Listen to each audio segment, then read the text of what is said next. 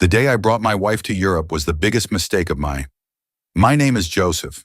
For years, my wife, Rachel, and I shared one dream: to build a better life in Europe. Back home, life wasn't easy, but we had each other. While Rachel stayed behind to care for our daughter, I traveled alone to Europe with one promise: no matter how hard it gets, I'll come back for you both. For 5 years, I worked tirelessly.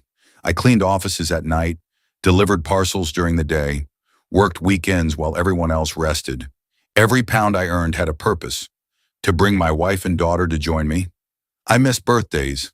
I missed anniversaries. I even missed my father's funeral because I couldn't afford the flight home. Every sacrifice was for my family. The day Rachel and our daughter walked through the airport arrivals gate was the happiest day of my life. I held them so tightly that tears rolled down my face. At that moment, I believed every painful year had finally been worth it. I couldn't have been more wrong. During the first few weeks, everything seemed perfect. We explored the city together. I bought Rachel new clothes because I wanted her to feel confident in her new life. I helped her enroll in English classes. I introduced her to my friends. Whenever she thanked me, I would smile and say, "We're finally home." But slowly, the woman I had waited 5 years for began to disappear. She became cold. She was always glued to her phone. If I walked into the room, she would quickly lock the screen. She no longer waited up for me after work.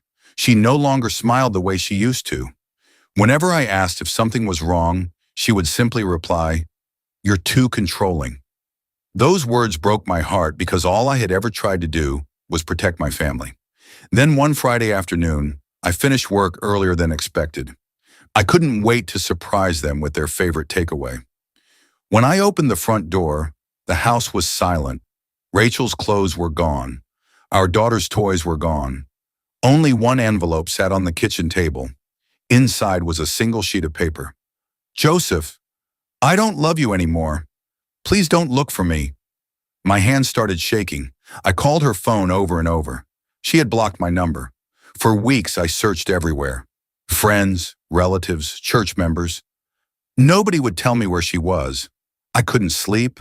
I couldn't eat. I blamed myself every single day. Maybe I had worked too much. Maybe I wasn't romantic enough. Maybe I had failed as a husband. Then one evening, I received a message from someone I didn't know. Attached was a photograph. Rachel was smiling beside another man. The timestamp on the photo was almost a year old. She had met him long before she ever came to Europe. My whole world collapsed. Everything I had sacrificed, everything I had believed, had been built on a lie.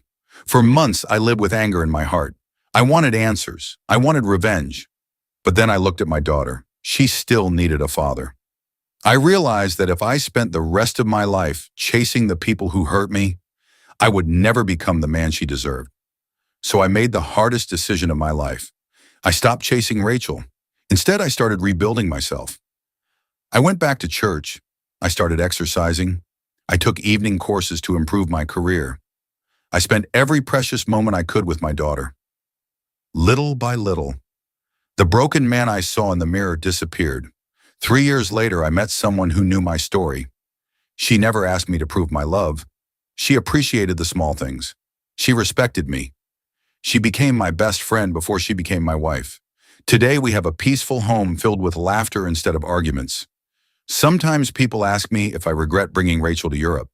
The answer is complicated. I don't regret loving someone with all my heart. I regret ignoring the warning signs because I was afraid of starting over. If my story teaches you anything, let it be this: never lose yourself trying to keep someone who has already decided to leave. The right person will never make you beg for the love you freely gave. Looking back now, the day I brought my wife to Europe felt like the biggest mistake of my life.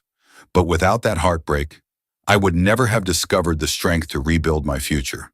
Sometimes the ending you never wanted becomes the beginning you desperately needed.